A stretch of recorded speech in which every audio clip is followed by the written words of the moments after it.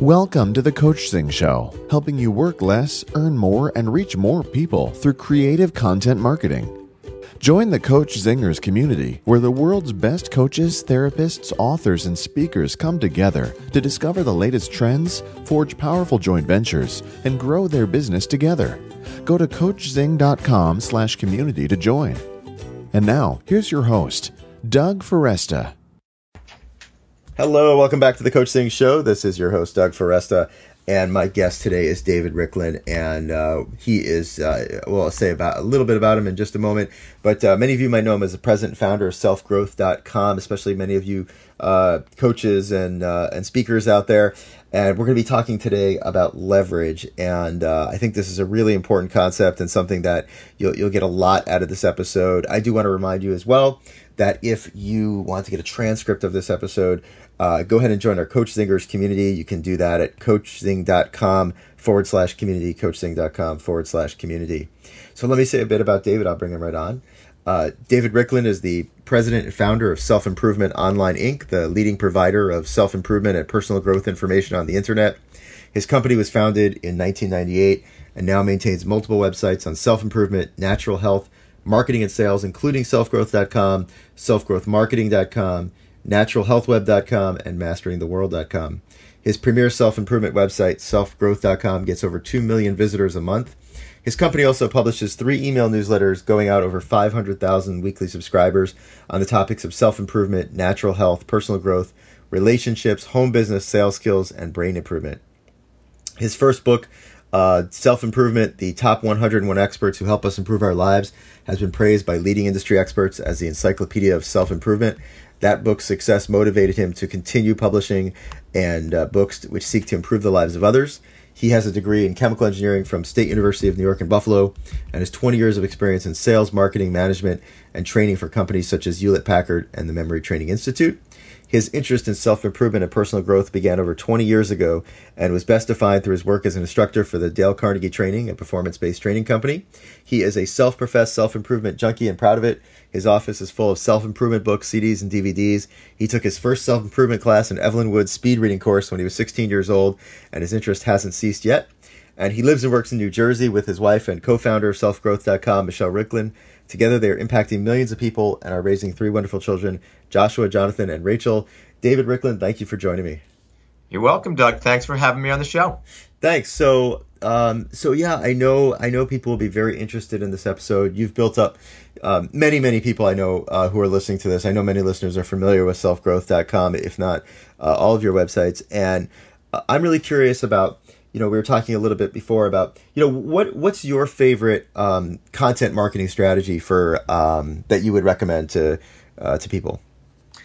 The best way of describing my favorite one is what I describe as leverage. And one of the challenges for a lot of people in terms of using content marketing is they're all over the place. They're trying to figure out, how do I do all these different things? I'm going to make a video. I'm going to do an audio. I'm going to write all these blog posts. I got all these things going. And I like to tell folks to keep it simple and then leverage the core work. And the way to do that, and this is how we do it and how we recommend doing it, is to start with something simple. And in your particular topic niche, figure out what your keywords, what your focus is, and write a very short article. Literally 600 to 1,000 words, maybe to 1,200 words, is a good length for primary articles on the internet. So that's good length for an email newsletter. It's good length for a blog post, for an article. Start with a short article on your particular area, and then think, all right, what can I do with this article? And you can really do a wide range of things. You could then record it as an audio and have it on, let's say, iTunes. You can then, or send it out to folks. You can then create a video from it. You can use the exact same content, shoot yourself speaking it. You have a video. Now you can take that same content, you can break it up, and you have multiple posts on Facebook. You have multiple tweets on Twitter. You can post it on LinkedIn. So you can literally start with a short article, 600 to 1,200 words, and create a whole strategy around it. And that's really the power for me in terms of content marketing. Using something small, focused and well done, and leveraging it as much as you can. I love that, and that really gets at what people say. Well, I just don't have time, or or people just feel that they feel overwhelmed. Like, where should I start? It sounds like though you were saying like a good place to start is actually just start with an article that you can repurpose. Well, what's interesting is if you're comfortable and you're a really good writer, I'd say start with an article. If not, you might start with an audio and then transcribe it into an article. Yeah. Or if you're great on video, but you can use them interchangeably. My preference and the way I like to work is start with an article, because an article gives you a lot more flexibility in terms of revising it. You can come up with a really good written core piece, and it's easy to get feedback from people. You can just send it out, have a few folks look at it, you could hone it, and then once you have a piece you're comfortable with, a written piece, then you could turn it into audio and video and blog posts and tweets and Facebook posts. But it's a very good point. So start where you're most comfortable, and then you can get there from anywhere. So if you're most comfortable with audio, you have that transcribed, right? If it's video, you can have that transcribed as well. So I love that strategy. You can really just start from wherever you're most comfortable. Exactly. What do you think are the, I mean, you obviously, Selfgrowth.com has so many experts on it, and I know you see people sharing tons of content. What do you see as some of the biggest mistakes that people make when they start getting out there and sharing content? I find a couple of things happen. And one, I'll give you a general overview of what I see happening with a lot of people. And it ties into what I mentioned earlier about leveraging. I frequently find people get overwhelmed. And here's what happens to a lot of folks. They have these grandiose plans in terms of how they're going to use content. So they just came off a webinar, a teleseminar, they're reading a post somewhere, and they're like, I'm going to blog 3 times a week, and I'm going to do 4 videos a week, and I'm going to do all this stuff. And here's the challenge with it. They start with a lot of energy, and they start getting this material out. And then they find that over time, their energy wanes. And it's impossible for them to maintain the same level of content. So here's what happens in people's minds. So suddenly they're out there all over the place, and they're getting stuff. People are seeing them 3 times a week. They're seeing all the material. And as it slows down, people start to look at it and say, well, I'm not hearing from Doug as much as I used to. Right. You know, I wonder if he's still in business. Is he still as motivated? Is he still doing as much stuff? So people frequently start with much too much. They're much too aggressive. And by virtue of that, there's a drop off. And what I recommend people doing is start slowly and consistently. And I'll give you an example, and it goes back to this one article. So writing a 600 to 1,200 word article once a week, I think is something that's reasonable that everybody can do. And you could even take material that research it, see what other people have done, reword it, put it in your own words, your own language, your own thoughts. But a short article once a week is enough to get out there. And if you could commit to that, if that's too much, 2 articles a week. And then try that for a while. Make sure you're comfortable with it. And what's interesting about this, and I see this a lot on Twitter, and this speaks to people's credibility as well. So I see a lot of folks start posting on Twitter or social media all the time. And you'll see people who are on Twitter, and they're tweeting 3-4 times a day. So they're really into it. They're getting good content out. And then they do that for a month. And then the month later, they're doing once a day. And then a month later, they're doing once a week. And then you go to their Twitter account, and you notice that they haven't tweeted in 6 or 7 months. They got burnt out on it.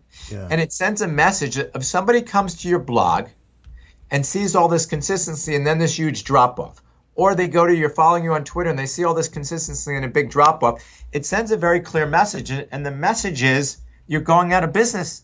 You're not available anymore. So make sure you come up with something reasonable that you can consistently provide over time. Whatever it is, if it's an article a week, if it's 3 tweets a week, whatever it is, you want to make sure it's something that you commit to in the long run. Because if you don't, it just screams that Doug is no longer doing the stuff that he's doing. It's time to find somebody else to work with. Right. Exactly. Yeah. It's like it would be the online it's the offline equivalent of shutting. You drive by a store. And it's been closed. The doors have been closed and the lights are off for 6 months. No one's going to think, boy, I should stop in there. Exactly. And if you're looking for clients want to know that you're around, you're available, you're out there, and you're consistent. They want to work with someone who's dependable. Yeah. And one way of doing that is to have a consistent, and it doesn't need to be overwhelmed, just something that you can live with on a regular, consistent basis. I love that. It's sort of the slow and steady versus. I know exactly what you mean. I've left live events that way myself, or webinars, and got off. And you go, that's it. I'm gonna I'm gonna tweet 5 times an hour, and Yeah, and it's inevitably not sustainable. So I like what you're saying about just reminding listeners that if, think about when you start, like, is this something that is this something that I'm going to continue to do at this level? Because if not, our clients will take the hint when we're not there. Absolutely. And one other thing, just to piggyback on that. Sure. People ask, well, when should I start doing this? Sure. And the answer is now. If you're not doing anything, start now. Start working on your first article. Right. Get it out there. You don't need to be perfect, but you need to get started. Thank you. Yeah, that's a very good point. I'm going to ask you one of my favorite questions to ask guests on the show, which is, I'm curious for you, what's one of the funniest, craziest, or most creative pieces of content that you've ever shared, and what the result of that was? I'd say one of the funniest, or for me, relatively creative as well. So I was doing a series, and we have this. It's a video series of roughly 5-minute videos that we're doing. We're posting them on our website, on YouTube, and they're called, it's kind of 5 minutes to success. And one of the ones we did is on meditation, where in 5 minutes, I take people through some basic tools that you can use to meditate. So a lot of it ties into self-improvement on our website. And one of the things I was trying to figure out is, how do I really want to get the message across? And I was thinking, well, maybe I'll get in a meditating position. I'll sit in the lotus position when I'm doing this. And I said, let me take this to the next level. And we got ourselves a green screen. And I have a video of myself, and it's on Selfgrowthcom that we use. And it's got thousands and thousands of views of me floating in midair with stars around me, kind of floating in outer space. In a lotus position. So my legs are crossed in a lotus position. My hands are particularly, palms up, in a lotus position, in deep meditation. And that's how I start. And it's a lot of fun. It's interesting. People are, how do you do the special effects? And it definitely grabs people. I've gotten a lot of interesting comments about it. But I stepped out of my traditional comfort level. I'm sitting in a lotus position and I'm floating in space. and by virtue of that, it had an impact. It's funny, it's entertaining, and people commented on it more. I love that. That's great. I'm going to have to look that one up. That's a great, what a great piece of content. Thank you. So one of the questions too some feedback that we got from listeners was that they wanted to know about some more advanced tips for someone that they said, okay, I have already started. I am out there. I've written some articles. Are there any tips that you can give people who maybe already are out there doing it? Maybe some advanced tips about content creation?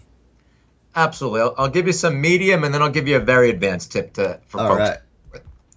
So in terms of a medium advanced tip, one of the big challenges with content creation is it's all well and good. I could sit here and write my article. I could post it on my blog. I can tweet about it. But guess what? If I don't have an audience, no one's going to read it. No one's going to hear it. No one's going to watch it. So one of the most critical components of successfully getting content out is making sure you have an audience. And one of the best ways to do that is to identify as many different potential places, people, websites, and companies who can get your content out for you. And here's a perfect example. Doug, you're an example for me. So I'm looking to get content out on Selfgrowth.com and who we are and what we're doing. So I'm on this, your podcast right now. I'm participating and being interviewed by you specifically to leverage your audience. Right. So what folks need to do, in addition to getting it out directly, you need to put a fair amount of thought and effort into leveraging it so other people will share your content. And there's a wide range of ways to do that. So we have a ton of traffic that comes to selfgrowth.com. We get literally 2 million plus visitors a month. We have over 10 million unique visitors a year coming to selfgrowth.com. So one example is you can get your article published on selfgrowth.com. But you also might find people who run blogs in your niche. Mm-hmm. You could be a guest blogger. Or you can find people with Twitter accounts who will tweet your article out or post it on Facebook. So in addition to creating the content, you absolutely need to put the time and effort into getting this content out. And one of the best, what I describe as medium medium level tips, and it's medium level because everybody should be doing this, is you need to find other people that are going to be out there helping you get your content out. And in terms of doing that, the simplest way is just to reach out to people, tell them you like what they're doing, and then ask them, can you help me get the content out? Another more advanced strategy is to reach out to people first time you reach out to them and say, hey, how can I help you? And help them first. So the more you help other people, the more likely they're going to be to help you. So basically leverage other people's content. So I consider that still medium-sized, medium tips absolutely need to be done. A more advanced tip has to do with email marketing. And I highly recommend for every single one of your listeners, every coach, everybody who's participating, and you as well, Doug, focus building your email list. Mm-hmm. I love blogs, I love social media, I love our website and all the traffic we're getting. But if you can capture people's names and email addresses and get permission to send your content out to them, you're going to be ahead of everybody. It's still an email to people is still more powerful than a tweet, than a post on Facebook. It's still the most powerful way to get in front of people, one of the most powerful ways. So absolutely build your email list. And an extremely advanced tip that I just love in terms of as you're building your email list is people will find, and one of the challenges with an email list is that the majority of people who sign up for your email list, anytime you send out an email, won't open it and won't read it. And if you're doing really well, you might have 20% of the people who signed up and requested your material opening it. So that means only 20% of the people who you emailed with your new article are going to open it. So a very advanced tip is to send out your article or your blog to people on, let's say, a Monday. Wait a couple of days, and now you have a subset of that list of people who didn't read the first one. Send out the content again with a different subject line.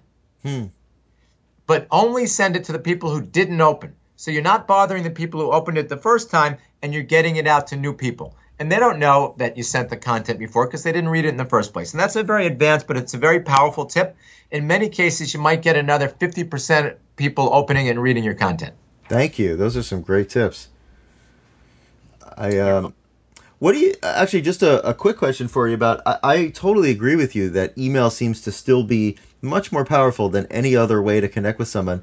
I'm curious about, why you think that is. Do you ever, why email still is so powerful? It's interesting. If I think of the kind of the power hierarchy in terms of reaching out to people, obviously if you can meet people in person, that's going to be the best. Right. You could talk to them on the phone. That's second best to meeting them in person. Those are going to be more powerful, but they're also extremely time consuming, and they're one-on-one kind of activities. In terms of group activities, email is still extremely powerful. The only thing that I would say potentially has more power is if you can agree to get people's cell phone number and send them group texts. Yeah. That's more powerful, but it has risks associated with it because people don't want to be inundated. They feel like they're being intruded upon if you send too much. So email still goes into people's inboxes, and the vast majority of people still rely on email as a primary method of communication. So they still need email. People are still communicating with email. So the vast majority of people are still relying on it, and that means they still have to check their email. And by virtue of that, email has remained one of the most powerful tools or techniques there is. I don't see that going away anytime soon. I can't predict what it's going to be 10 years in the future, but right now in the foreseeable future, email is still the most powerful method.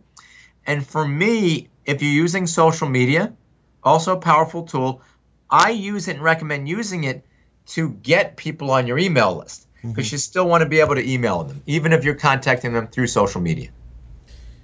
Thank you so much. So please do tell people about a bit more about Selfgrowth.com and who would benefit from it and how people can get involved. Absolutely. So the way I describe Selfgrowth.com, it's a community of people who are looking for information to improve their lives and sharing information for other people to improve their lives. And we almost look at it as a combination of a Wikipedia for self-improvement, personal growth, self-help, in combination with a Facebook, a LinkedIn, and Amazon.com. So in one place, we've gotten together hundreds of thousands of articles on self-improvement, as well as products on self-improvement, as well as contact information. So what I recommend people do is the following. We have a huge community of folks that are looking for content. So if you have content, if you have an article that you've written, you can publish it on selfgrowth.com. If you have a website you've created, we'd be happy to post your link on selfgrowth.com and link back to you. If you have an event, whether it's a podcast or you're doing a webinar, a teleseminar, or a live event, we'd post information on your event. And you can get all this done for free. So it's very simple. If you're an expert, if you have a business, all you need to do is go to our homepage, and it's selfgrowth.com, kind of a combination of self-improvement, personal growth, selfgrowth.com, create an account, and then shortly after you can start submitting your articles, you can submit your events, you can submit your links. And the goal is our community of 2 million people will read your articles, go back to your website. They'll find out about your event, they'll sign up for your event. They'll find out about your website going back. And there's a lot of synergy because by virtue of all the content, it attracts more people. So we almost look at ourselves as matchmakers, bring together people like your audience who have content with people who are looking to improve their lives. So step one, go to selfgrowth.com, create a free account, and start providing content. And I just want to add to listeners that if you're not familiar with selfgrowth.com, you should really check it out because it is a great site, and it's a very powerful way to get connected with the people that most need to hear what you have to say. So, David Riklan, thank you so much for joining me. I really appreciate it, and you shared a lot of great content today. So thank you so much. You're welcome. Thanks for having me. Thank you, and thanks everyone again for listening. As always, yes, if you'd like to get a transcript of the episode, go ahead, visit coachzing.com/community, and you can become a Coach Zinger and learn more about that there. We'll be back Monday through Friday with more great guests, helping you to work less, earn more, and help more people through creative content marketing. This is Doug Foresta at the Coachzing Show. Thank you for listening to the Coachzing Show. Subscribe to us via iTunes, and please leave us a review. It helps us grow our awesome tribe. This show is brought to you by Coachzing.com's Speak to Publish book system. If your book is stuck in your head, we can help you get it out in just a dozen hours of your time. Go to Coachzing.com for more information. Have you joined the Coach Zingers community yet? You'll get exclusive access to private mastermind calls where you can get instant marketing help from industry experts. Plus, we'll help you forge deals and partnerships with other like-minded professionals. Go to Coachzing.com/community to join now.